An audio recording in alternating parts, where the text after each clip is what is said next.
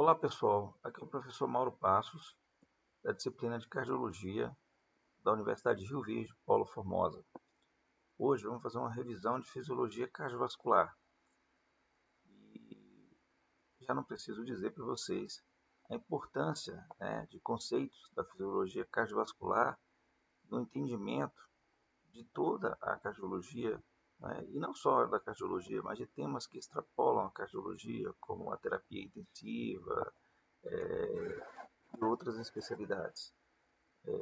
Então eu considero como a aula mais importante. Por isso que eu resolvi gravá-la e disponibilizá-la para vocês no YouTube, para que vocês possam assistir uma vez, revisar, e sempre vai estar disponível. Tudo bem? Então vamos começar. Eu gosto muito desse slide porque é uma imagem de ressonância magnética, mas ele mostra a dinâmica, cardíaca. Mostra acima o ventrículo esquerdo, aqui o ventrículo esquerdo, o átrio esquerdo, aqui o ventrículo direito e o átrio direito. E o septo interventricular, a parede do ventrículo direito e a parede do ventrículo esquerdo mais espessa. Mas uma coisa interessante, às vezes a gente tem uma noção meio, uma noção meio pagã, né? Que quando o ventrículo ele ejeta, ele joga todo o volume para frente. Não, ele não joga todo o volume para frente.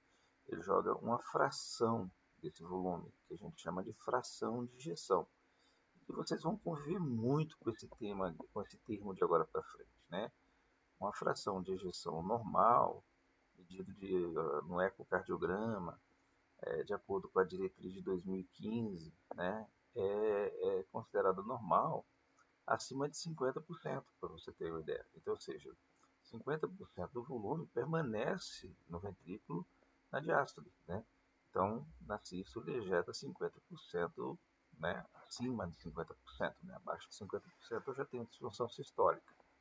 Só para se ter uma ideia, de abaixo de 50%, entre 40% e 50% seria uma disfunção sistólica leve.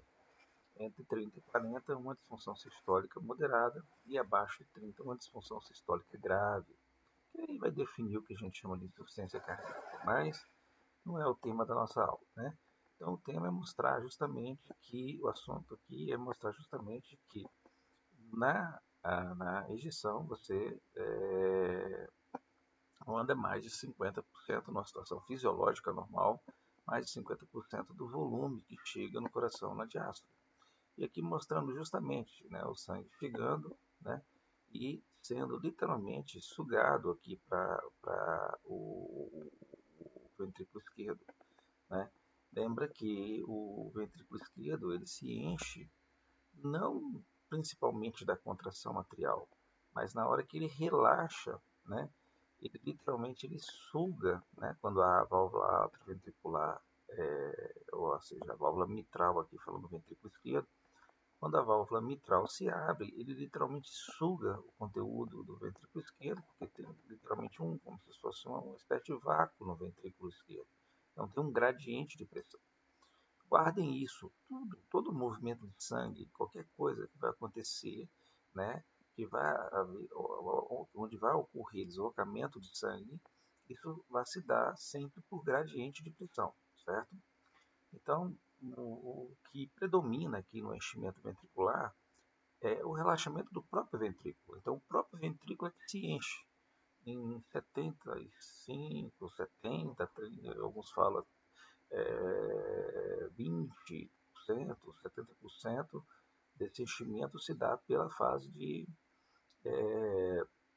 pelo próprio ventrículo. E o átrio contribuiria com, alguns falam 20% a 30%, mas o importante é essa ideia de que o ventrículo é que se enche. Então, eu posso viver em algumas situações sem a contração atrial, que é o que a gente chama de fibrilação atrial. Ou seja, o indivíduo está com um átrio que ele não contrai mais, ele fica fibrilando literalmente, ou seja, quase que parado, e o indivíduo continua vivendo, só que com alguns cuidados adicionais, porque esse átrio parado, o grande risco é a formação de coágulo dentro dele, formação de trombos. esses trombos podem migrar do ventrículo esquerdo, entrar para a aorta e ir para o cérebro, fazer um acidente vascular encefálico ou embolia periférica, mas mais importante, o acidente vascular encefálico, correto? Aqui mostrando justamente a sístole elétrica do ventrículo, né? Ou seja, a despolarização do nodo sinusal, né? Despolariza o ventrículo, primeiro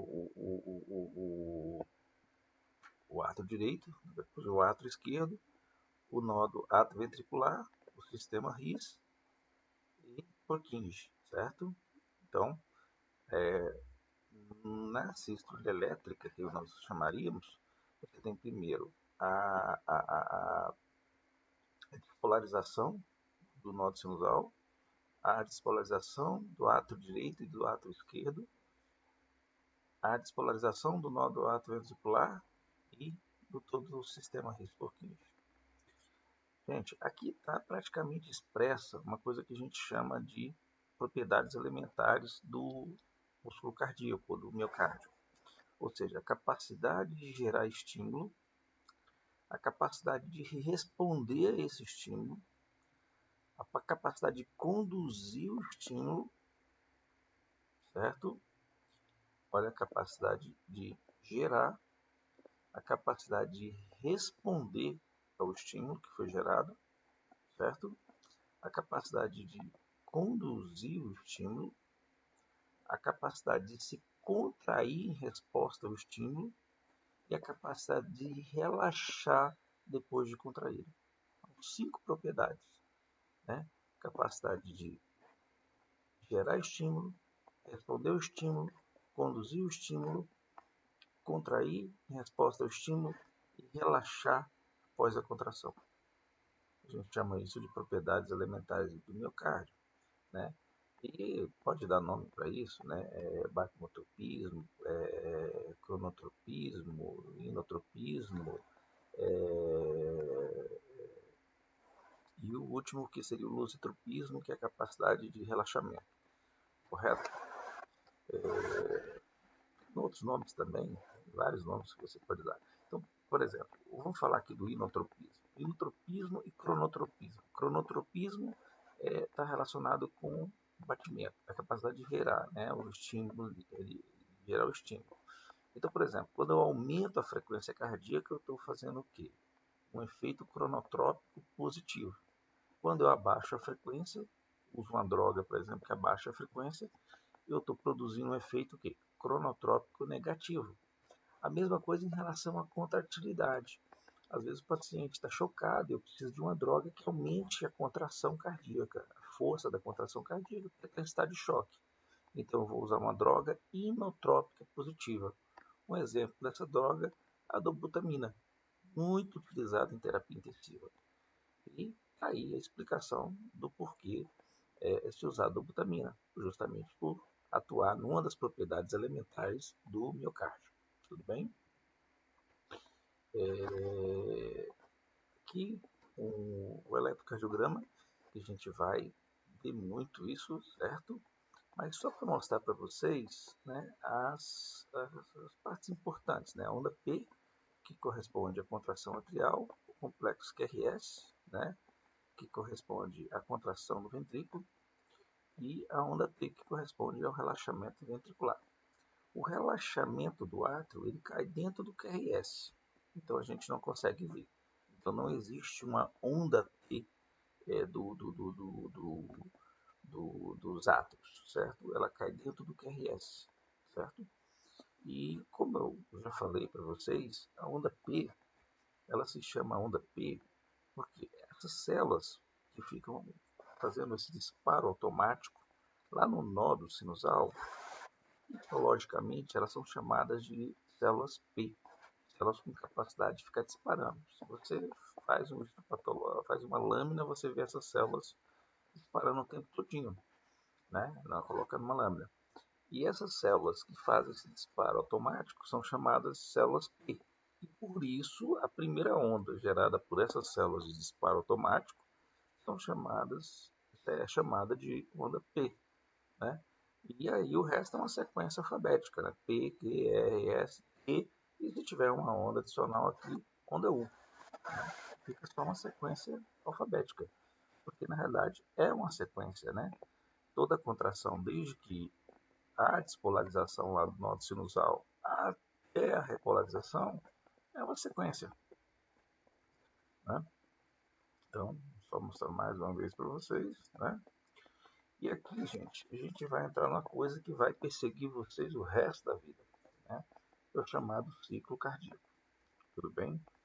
Então, não se preocupem agora, nesse minuto, de entender toda essa complexidade dessa figura, mas já vamos começar a explorar, né? Você começa vamos começar o ciclo cardíaco. O seguinte, vamos imaginar o seguinte, vamos começar aqui, depois que o ventrículo ele se ejetou. O ventrículo ele ejetou todo o sangue para fora. E aí ele mandou todo o sangue para fora, depois que ele ejeta, termina aqui, né? Ele manda todo o sangue para fora, nessa fase aqui, bem aqui onde eu estou mostrando a setinha, não sei se vai aparecer para vocês, mas o ventrículo ele se ejeta bem aqui Então, imagina o seguinte, eu terminei de ejetar, o ventrículo está vazio, certo? Então ele começa a relaxar. Ele começa a relaxar, mas a válvula, é, é, a válvula atrioventricular, a válvula mitral, ela está fechada. Então ele começa a sofrer um processo de relaxamento, ele vai, só que sem alteração de volume. Ele relaxa, mas sem alterar volume, porque a válvula mitral está fechada. Então ele vai relaxando, e o que vai acontecendo? Ele vai criando uma pressão, literalmente uma pressão negativa dentro dele. E quando ele relaxa a ponto de abrir a válvula mitral, aí nós temos uma outra fase, que é a fase de quê? A fase de enchimento ventricular rápido, que é aquilo que eu falei no início para vocês, que é o que faz o ventrículo realmente encher. E aí o que acontece? Tem a fase de enchimento ventricular rápido, e aí quando o ventrículo literalmente já sugou ali uns 70% do volume atrial, já não existe quase pressão mais dentro dele, já quase que equalizou, né? A pressão dentro do ventrículo já é quase igual à pressão dentro do átrio. Aí sim, o átrio contrai e contribui ali com uns 30% da contração. Então, revisando, o ventrículo relaxa com a válvula mitral fechada. Ele relaxa, cria uma pressão positiva, uma pressão negativa, que logo vence a pressão de fechamento da válvula mitral.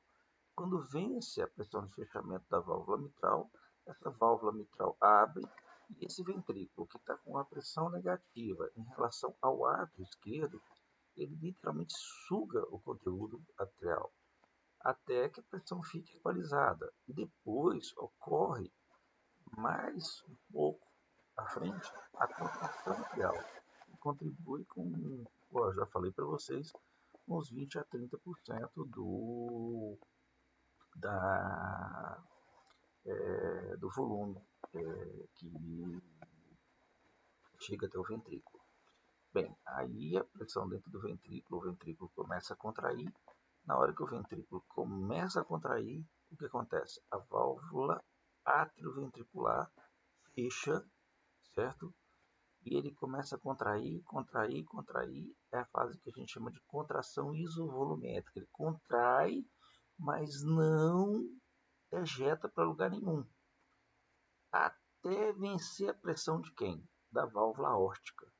Na hora que ele vence a pressão da válvula aórtica, aí você tem um período chamado período ejetivo, né? Ou seja, ele ejeta o volume na válvula aórtica até que a pressão vai diminuindo, diminuindo, diminuindo, até que a pressão dentro do ventrículo fique menor que ou igual ou menor a pressão na aorta, né? Porque está injetando para a válvula aórtica está jogando para onde? A válvula aórtica está deixando passar para onde? Para a aorta.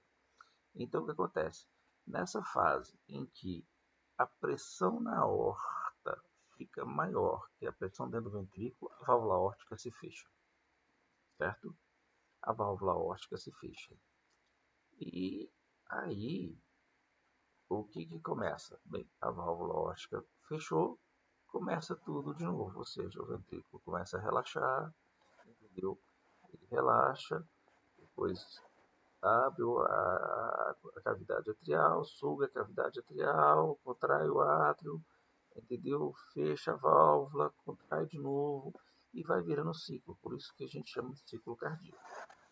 Mas aí a gente pode fazer algumas correlações, né? Ou seja, o fechamento da válvula aórtica, lá no início, quando a pressão, né, dentro da cavidade ventricular aumenta e fecha a válvula mitral, eu tenho o primeiro som cardíaco, né, que é o som correspondente ao quê?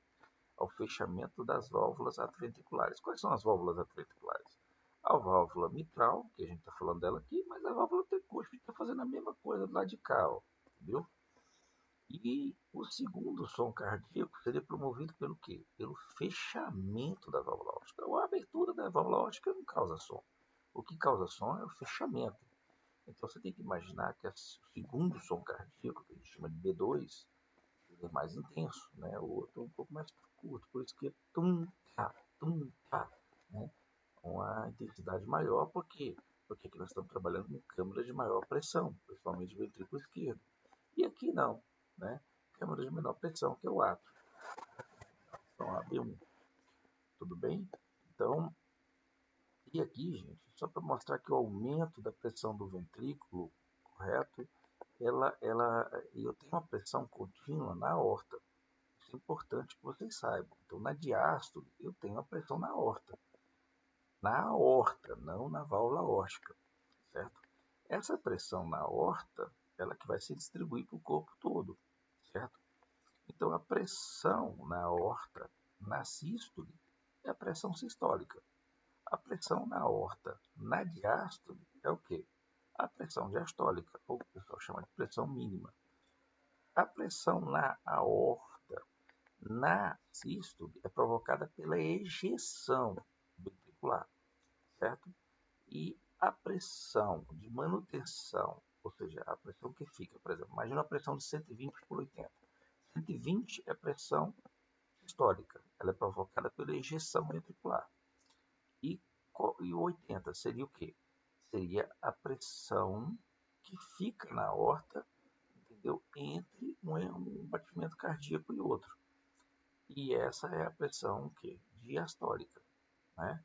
É a pressão promovida pela resistência vascular periférica, ou seja, pela resistência que todos os vasos do organismo, imagine todos os vasos como um só, eles colocam ao fluxo de sangue. Então, o fluxo de sangue, e é o que faz o sangue se mover ao longo do sistema arterial? É justamente uma coisa chamada pressão de pulso, que é a diferença entre pressão sistólica e pressão diastólica. Então, se eu tenho um indivíduo que está com 120 por 80, quanto vai ser a pressão de pulso? Vai ser 40. Vai ser justamente essa pressão que vai, de forma pulsátil, levando sangue a todo o sistema arterial, né? Onde houver artéria, vai chegar sangue, falando de um indivíduo saudável, correto? Aqui mostrando mais uma vez essa questão do ciclo cardíaco para vocês, né? Uma simulaçãozinha também, né? Olha lá, correto? O importante é observar lá em cima, né? Lá em cima, a pressão na aorta. Olha para você ver a pressão na aorta, né? E ela não vai até zero, né? Aqui, ó. Aqui está mais ou menos 120 por 80, certo? E aqui o complexo QRS. Então, se vocês me perguntassem assim, Mauro, o que é a sístole? eu poderia dizer para vocês o seguinte, olha, a sístole é do fechamento da válvula atrioventricular até o fechamento da válvula aórtica. Ou eu poderia dizer, é o intervalo entre o primeiro e o segundo som cardíaco. Ou se olhar no eletrocardiograma, eu poderia dizer para você, olha, o intervalo entre o pico do QRS e o final da onda T. Então eu tenho aqui 3 definições de sístole e todas estão corretas. Correto? Correto? Ficou legal, né? Então, vamos lá, né? Então, mais uma vez, para vocês ficarem bem, olha lá, né? Mais uma outra aqui, simulaçãozinha, só para vocês verem com relação com o eletrocardiograma lá. Olha lá, tá vendo? Ó, ó. Olha a contração dos átomos. Voltando, peraí, desculpa. Aqui, ó, ó. Contração dos átrios, ventrículos e relaxamento, certo? Aqui é a mesma coisa, né, gente? Aquele ciclo cardíaco mostrado lá para vocês, ó, né? Esses slides vão estar disponíveis, né? Vocês vão poder olhar e olhar isso aqui várias vezes, mas só para mostrar. Olha bem, aqui, a curva lá de cima é a pressão aórtica, na aorta. E essa curva que sobe e desce, que vai até zero praticamente, é a curva do ventrículo esquerdo, ou seja, na diástole, praticamente a pressão dentro do ventrículo esquerdo é nula. Agora, dentro da sístole, não, ele faz a fase de contração isovolumétrica, ejetiva e relaxamento isovolumétrico. Em todas tem pressão. Depois é que a pressão dele praticamente fica igual à pressão atrial, certo? Inclusive, se tiver um gradiente entre ventrículo e pressão atrial, vai indicar para a gente que tem o quê? Uma estenose. A mesma coisa, essa curva da pressão aórtica tem que sobrepor a curva do ventrículo esquerdo. Se existir uma diferença, é porque eu vou ter gradiente. Se eu tenho gradiente, eu tenho estenose. Aquilo que eu já comentei com vocês, certo? Mas isso a gente vai falar muito quando estivermos abordando as patologias valvares, correto? Então, aqui a curva de pressão, né? Lá em cima é pontilhado, né? A pressão da aorta, então aqui eu tenho a pressão aórtica. Quando eu coloco um monitor de pressão, por exemplo, num paciente que está no UTI, o que eu vejo é essa curva de pressão. A gente chama isso de pressão arterial invasiva, né? Eu estou inferindo a pressão da aorta, pegando mesmo que seja ali na artéria radial, às vezes eu pego até na femoral, depende de onde eu conseguir um acesso melhor, correto? E aqui, eu não sei se vocês estão vendo essa seta, depois que eu vou ver o vídeo eu vou saber. Mas cá embaixo, onde a curva do ventrículo começa a subir, quando ele começa a subir, ele fecha a válvula aórtica. Quando fecha a válvula aórtica, o que acontece? A válvula aórtica não, desculpe, a válvula atrioventricular, né? Ele promove, né, o somatório do fechamento da válvula mitral com a válvula tricúspide, produz o primeiro som cardíaco, que é o quê? O B1. Então aqui, ó, bem na fase de contração isovolumétrica. Ele contrai, na hora que ele começa a contrair, fecha a válvula. Fecha a válvula tanto na sístole do ventrículo direito quanto na sístole do ventrículo esquerdo. E isso promove o quê? A primeira bulha cardíaca. E a segunda bulha cardíaca vai ser o fechamento da válvula aórtica somada com o fechamento da válvula pulmonar, né? Lembra que existem esses mesmos fenômenos que nós estamos estudando aqui do lado esquerdo, eles ocorrem do lado direito também, só que com níveis de pressão muito menores. Estamos falando aqui de pressões de 120, né? Aqui ó, mais ou menos 80 de pressão sistólica. Quando eu falo lá no ventrículo direito, eu estou falando de pressão de 20, entendeu? De sistólica, de 8, 12 de diastólica, entendeu? Então, assim, são valores bem menores, né? O ventrículo esquerdo trabalha com pressão, guardem isso, vai servir muito para vocês. E o ventrículo direito trabalha com volume, né?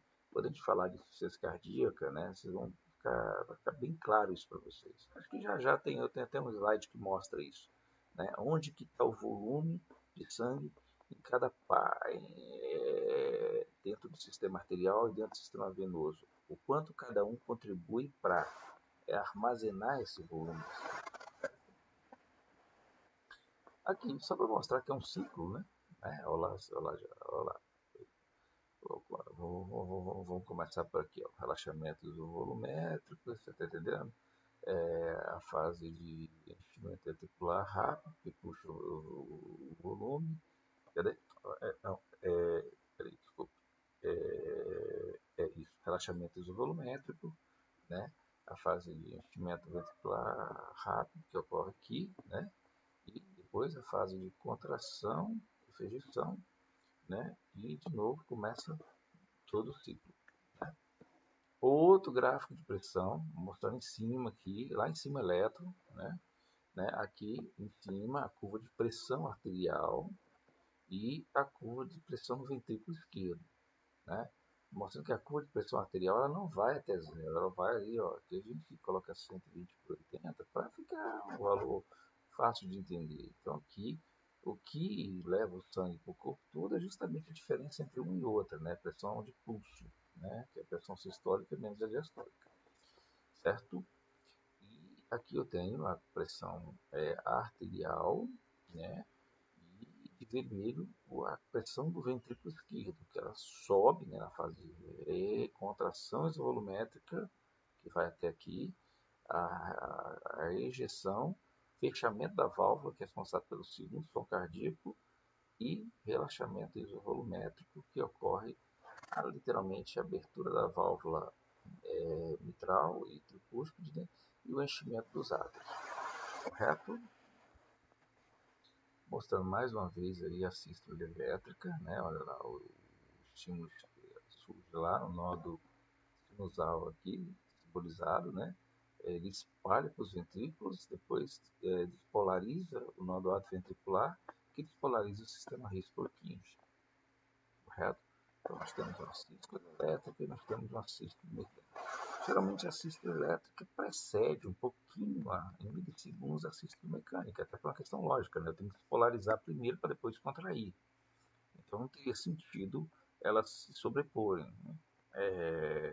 A ideia é justamente que a despolarização vai levar ao quê? À contração, um daqueles princípios do miocárdio, ou seja, a capacidade de responder ao estímulo. Né? Mostrando mais uma vez para vocês, né? Já meio já cansativo, né? Mas isso aqui é uma relação com o eletrocardiograma. A gente vai falar de eletrocardiograma, então não vou me ater muito aqui, mas só mostrando aqui que a onda P é responsável pela contração atrial, certo? Intervalo PR aqui, né, é responsável pela o retardo que ocorre aqui no nódo atrioventricular, a condução pelo risco, sistema risco-Purkinje, né, vai levar à despolarização do ventrículo, né, e contração do ventrículo, né, o espalhamento disso aí, primeiro ele passa, né, e depois ele espalha todo, e aí a contração. E faltou aqui mais um pouquinho no outro slide, que seria a letra E, que seria a onda T ali do relaxamento, né. Aqui mostrando para vocês um mecanismo muito interessante que existe na, fisiologia, que é a chamada lei de Frank-Starling. Ou seja, se eu aumento chama, o volume de uma cavidade, no caso do ventrículo esquerdo, eu aumento a tensão parietal na parede tensão parietal na parede, né? A tensão parietal, né, nessa esfera, ou nesse, no caso, o ventrículo. Certo? E aí o que acontece? Numa situação normal, esse estímulo, chamado lei de Frank-Starling, quanto mais eu aumento o volume diastólico final, que é ou seja, quanto o ventrículo fica dilatado, eu aumento o que? O débito, né, o stroke volume, o débito cardíaco. Isso numa situação normal, até que se eu dilatar demais eu começo a prejudicar.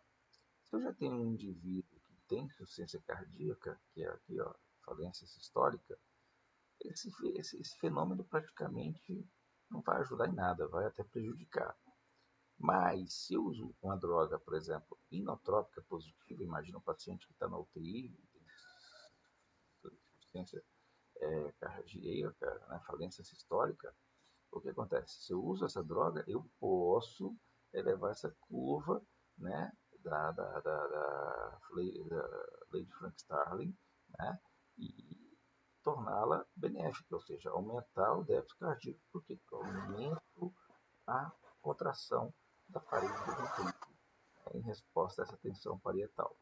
Então, mostrando assim que lá, aquela palavra que eu falei para vocês, a capacidade de contrair, né, inotropismo.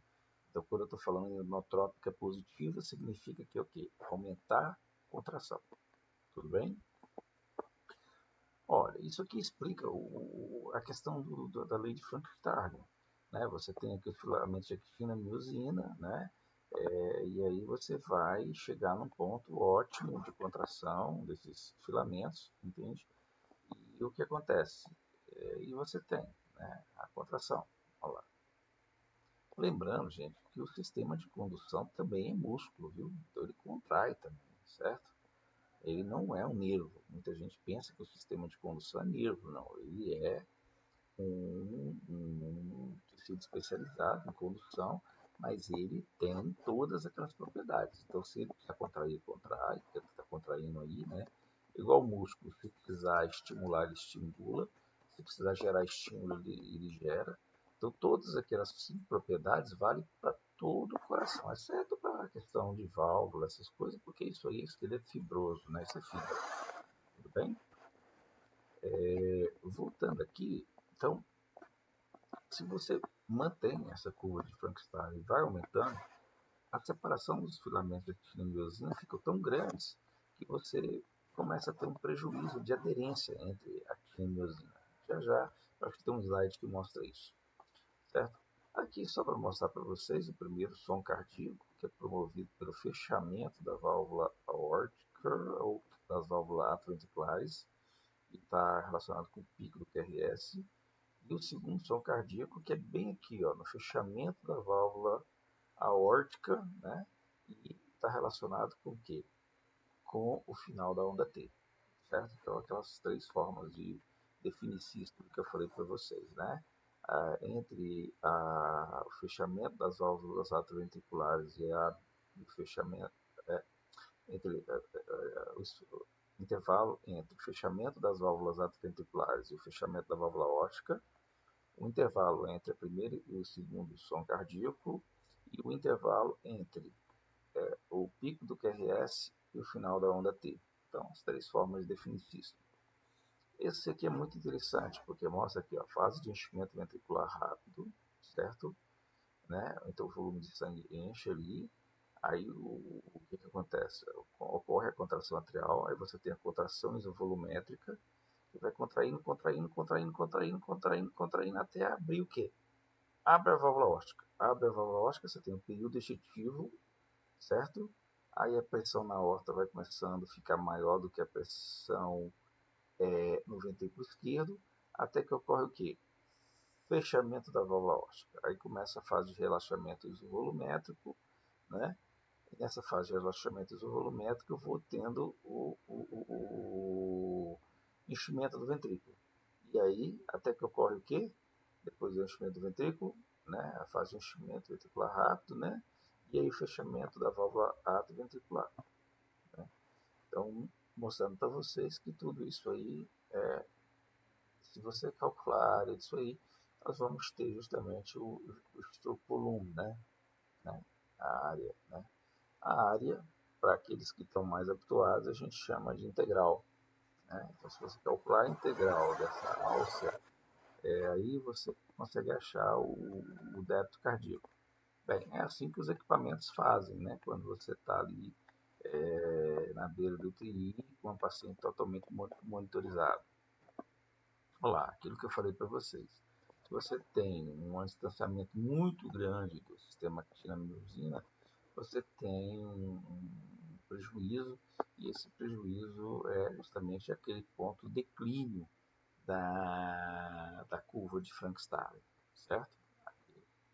Aqui mostrando para vocês a questão do retorno venoso, ou seja, é, o retorno venoso é importantíssimo, né? Se eu tenho um retorno venoso bom, né, eu melhoro o débito cardíaco, o volume diastólico final e melhoro o stroke volume, que é o débito cardíaco, né, o volume sistólico. E o que acontece? Bem, olha aqui, tá vendo que pressões venosas são bem pequenininhas, tá vendo? 10, 20, tá vendo? Não são aqueles valores grandes que a gente viu lá, né? Mas o que acontece?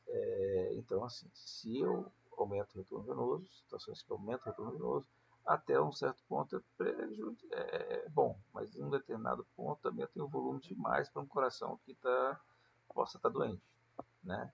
É muito parecido com a curva de Frank-Starling, né?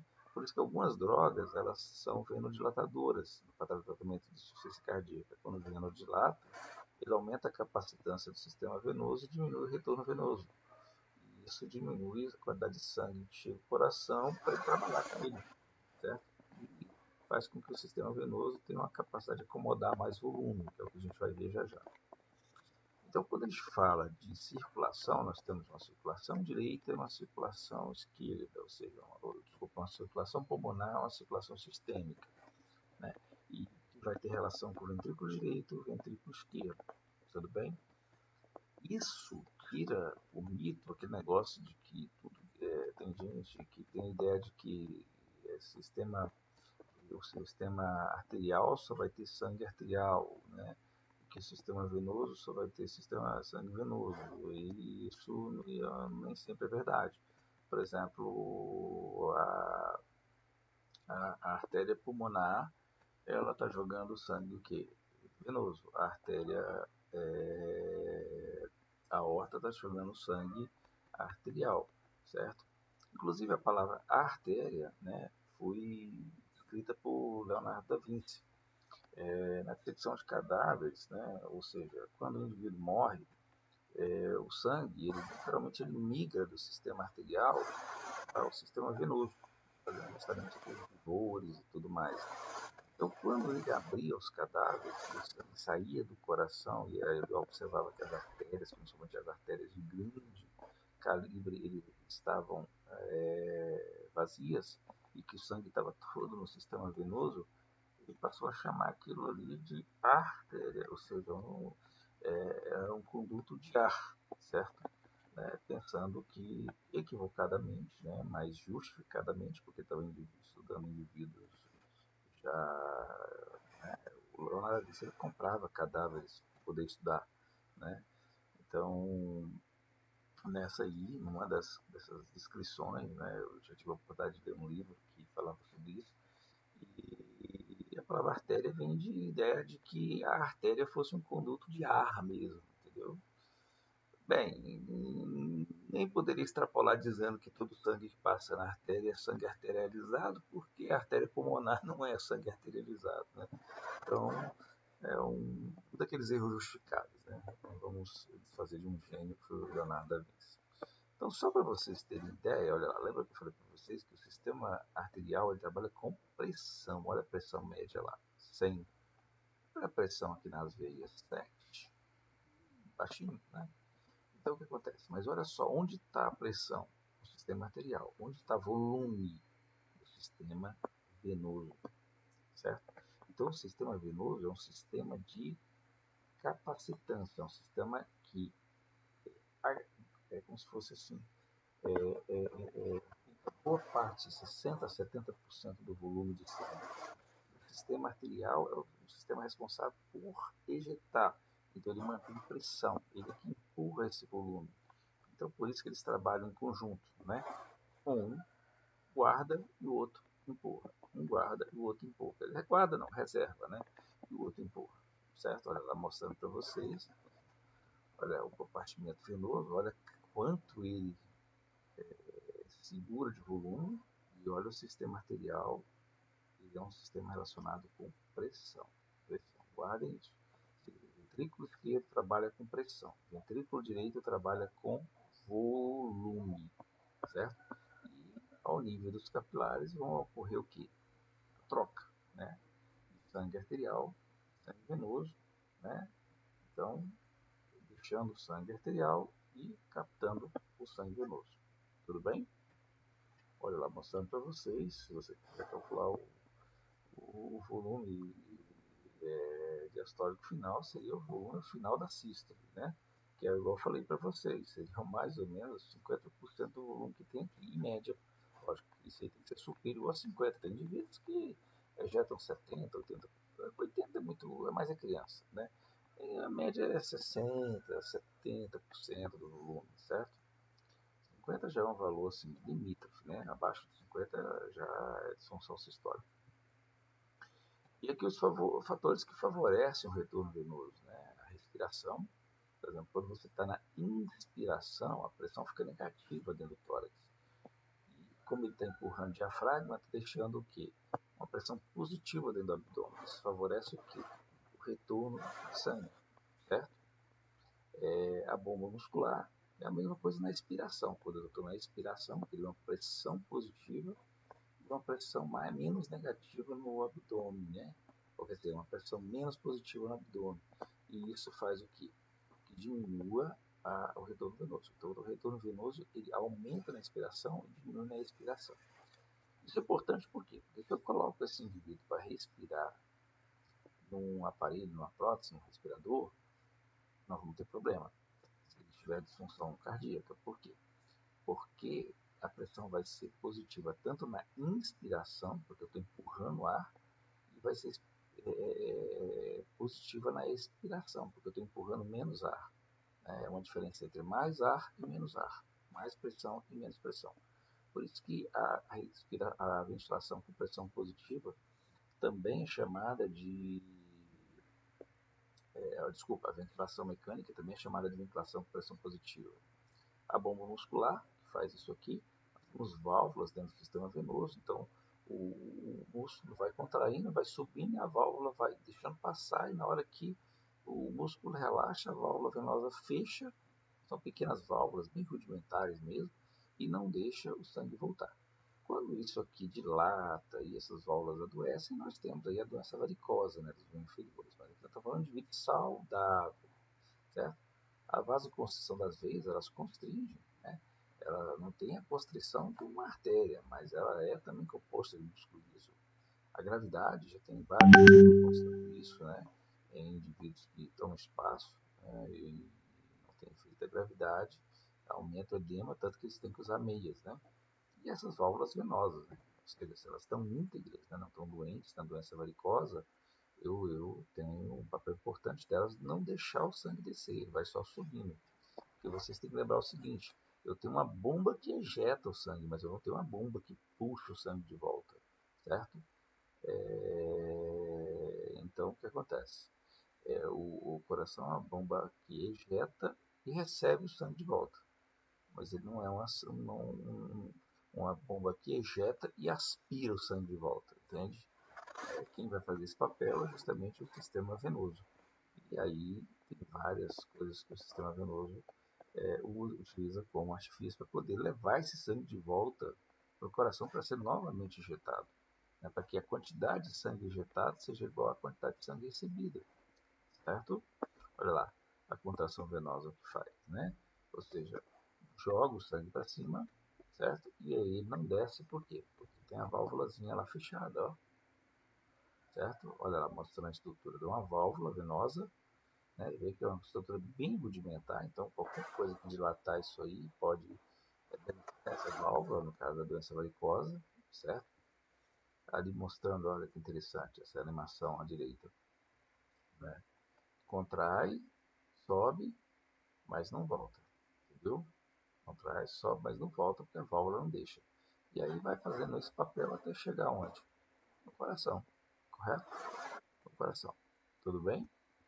Olha lá mostrando para vocês o sistema de vênulas, né, e capilares, onde ocorre realmente a troca, né, onde ocorre a oxigenação dos tecidos e a remoção do dióxido de carbono, né, e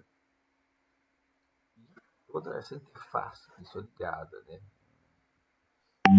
Voltando de novo para aquela imagem, só para reforçar, o sistema arterial é um sistema de pressão, o sistema venoso é um sistema que trabalha com o volume.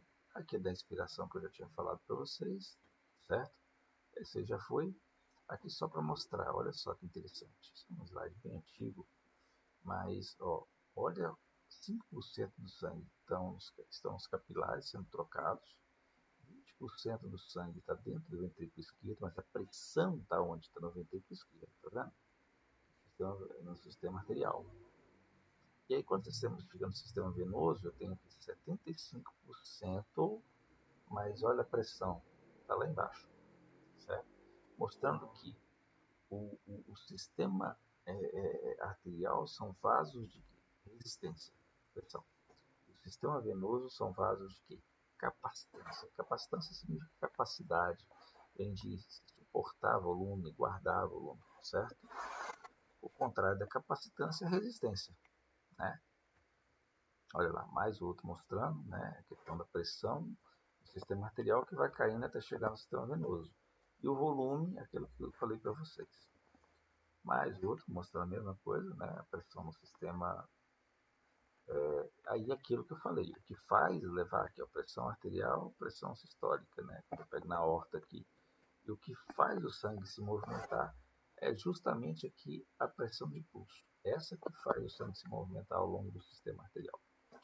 Mostrando toda a estrutura muscular, que desde as microfibras, né, a gente vai chegando nos miócitos, até chegar lá nos sarcômeros, mostrando lá toda a interação da actina-miosina, né? Aqui, mais uma vez, né? E lembrando uma coisa, tem uma proteína não é, na verdade ela é uma proteína, né? Acho, que é a troponina. O que acontece? Ela faz parte do sistema contrátil. Se você encontrar troponina no sangue, é porque você tem uma desestruturação do sistema contrátil. Então, por isso que a troponina é muito específica para a doença cardíaca. Porque só você vai encontrar troponina só no lugar, no sistema contrátil do coração. Então, se eu encontrei proteína troponina no sangue, alguma coisa desestruturou o sistema contrátil. Ou uma inflamação do coração, ou mais comum que a falta de oxigenação, um infarto. Tudo bem? Então, isso é importante. Gente, a gente fica por aqui. Espero que tenha sido útil essa aula, certo? E depois eu vou tentar gravar mais algumas coisas e deixar para vocês. Tá bom? Um abraço, fiquem com Deus.